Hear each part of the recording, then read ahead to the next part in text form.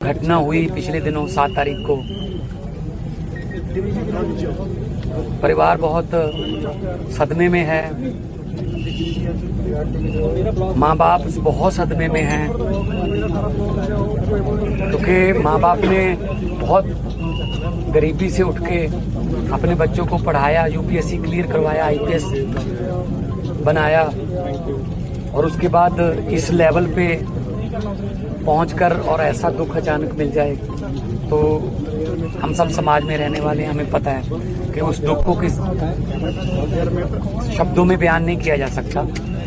उनकी जो पत्नी है वो पंजाब की बेटी है, पंजाब में पैदा हुई, पंजाब की जम्पल है, आईएएस है, वो हरियाणा में सेवा कर रही है और उस समय वो चीफ मिनिस्टर हरियाणा के साथ जापान के दौरे पे थी और बहुत हायर लेवल की ऑफिसर है, क्योंकि मुख्यमंत्री के साथ सीनियर आईएएस अफसर ही ट्रैवल करते हैं, डिसीजन मेकर ही ट्रैवल करते हैं। तो इतने दिन इंतजार करना पड़ रहा है, उनको भी इंसाफ की गुहार लगानी पड़ रही है, जो खुद लॉ मेकर्स थे और लोगों को इंसाफ देते थे। 4-5 जिलों में एसएसपी भी रहे हैं पूरन जी हरियाणा में, सभी जगह से लोग भी आए हुए मिले हैं मुझे। तो ये मतलब क्या ये कोई षड्यंत्र है कि गरीबों को ऊपर बड़ी कुर्सियों पर बैठते हुए देखा नहीं बर्दाश्त करना, उनको अपमानित करना, चाहे ट्रोल आर्मी करती है, चीफ जस्टिस ऑफ इंडिया, उनको ट्रोल किया जा रहा है, उनको अपमानित किया जा रहा है, उनके मीम्स बनाए जा रहे हैं। मतलब ये तो बहुत ही दुखदायक है। भारत एक गुलदस्ता है, गुलदस्ते में एक ही रंग के फूल थोड़ी चलेंगे। एक ही रंग का गुलदस्ता अगर होगा तो ज्यादा देर देख नहीं पाओगे। गुलदस्ते में अलग अलग रंग के फूल, अलग अलग सुगंध के फूल हो तो गुलदस्ता अच्छा लगता है।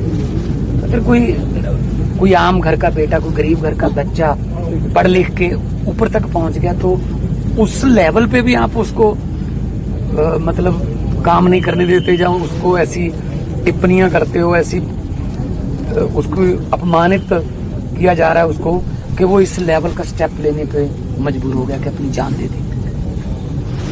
इसके लिए सोचना पड़ेगा। ये पूरे समाज के मुंह पर एक मैं को तमाचा है कि सिस्टम कैसे काम कर रहा है, सिस्टम किसको घुसने नहीं दे रहा। अगर कोई सिस्टम में आ गया तो उसको तंग करो, ताकि वो या तो सिस्टम छोड़ जाए या दुनिया ही छोड़ जाए।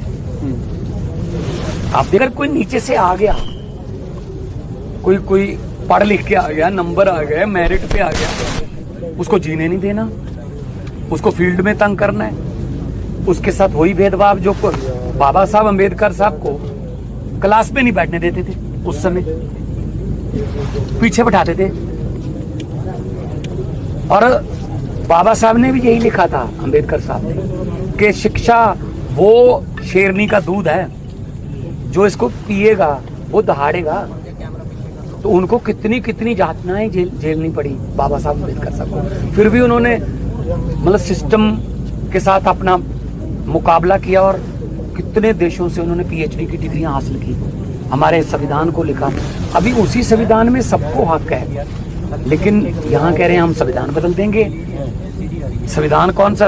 वो क्या कह रहे हैं, एक वो जो यूपी से कोई जो गवाई साहब के बारे में कह रहे हैं, सिस्टम भी हमारा है, व्यवस्था भी हमारी है, राज भी हमारा है, क्या कर लोगे? मतलब हद है। ऐसा लॉ कर रहे हो। आपके चीफ जस्टिस साहब ने, चलो उनका बड़ापन है कि उन्होंने कहा कि मैं माफ करता हूं इसको, लेकिन सरकार को तो सुमोटो लेना चाहिए ना कि उनको सजा दो। जो ट्रोल कर रहे हैं बाद में कि उनके मीम्स, उनके कार्टून बनाए जा रहे हैं, ये तो बहुत ही मतलब न्यायपालिका पर भी हमला है, दलित समाज पर भी हमला है।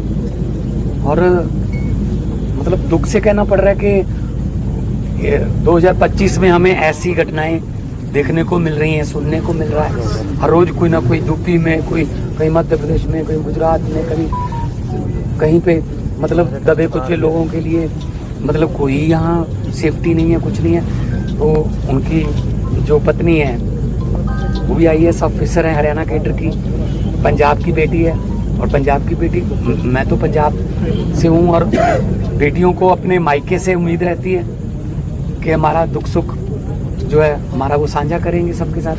सो मैं अपनी उस बहन को हौसला ही दे सकता हूँ। अब क्या क्या हो सकता है। उन्होंने कोई बात उन्होंने कहा जी उन्होंने कहा है जी हम तो नौकरी पेशा लोग हैं, हमने नौकरी करनी है, पूरे परिवार ने करनी है, छोटी बच्चियां हैं,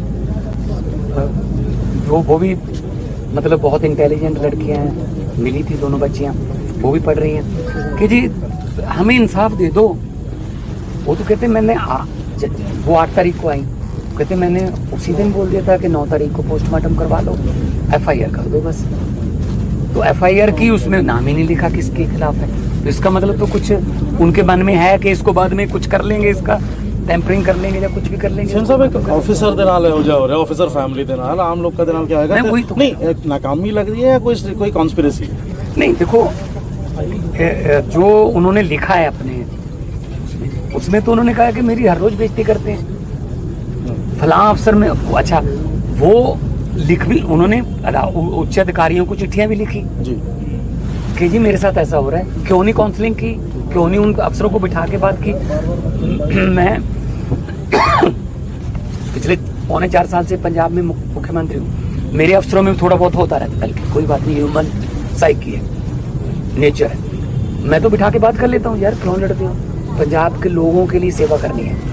UPSC क्लियर करना कोई खाला जी का बड़ा है, साधु बनना पड़ता है पढ़ाई के लिए, और इतना पढ़ लिख के आप ऐसे जा रहे हो दुनिया से, तो मतलब ये बहुत ही दुख की बात है। बहुत ही मैं हरियाणा के माननीय मुख्यमंत्री साहब को और केंद्र सरकार को